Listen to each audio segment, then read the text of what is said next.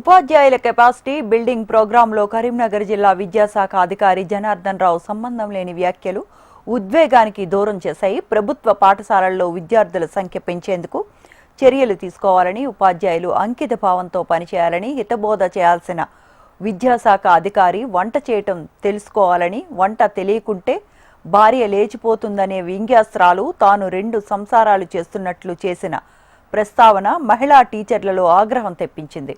జిల్లా కలెక్టర్లకు ఎవరికి వారు ఫిర్యాదు చేయడంతో కలెక్టర్ స్పందించారు.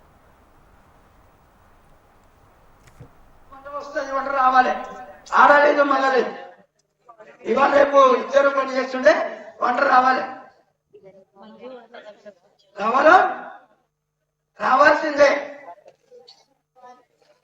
ఆడవాళ్ళు కానీ మగవాళ్ళు కానీ వంట రావాల్సిందేనండి. వంట నేర్చుకోవాల్సిందే.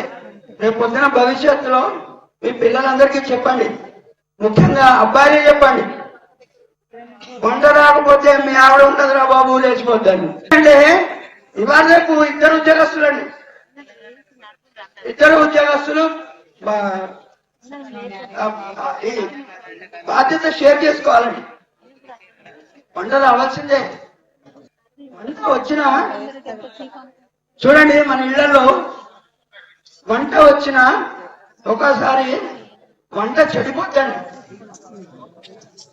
ఎందుకు అని అంటే అలిగినారండి. మీకు అలకంటే తెలుసో తెలియదు, సౌండ్ వస్తలేదంటే.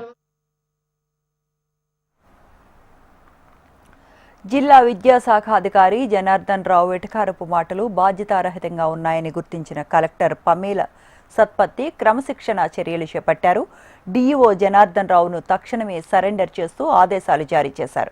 కరీంనగర్ జిల్లా విద్యాశాఖ అధికారిగా డైట్ కళాశాల ప్రిన్సిపల్ ముండయ్యకు అదనపు బాధ్యతలను అప్పగించారు.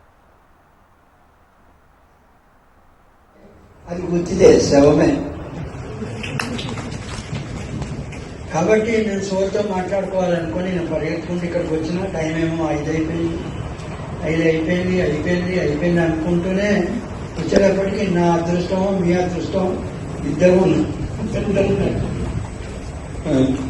సో మీతో ఒక 15 నిమిషాలు మాట్లాడతాను.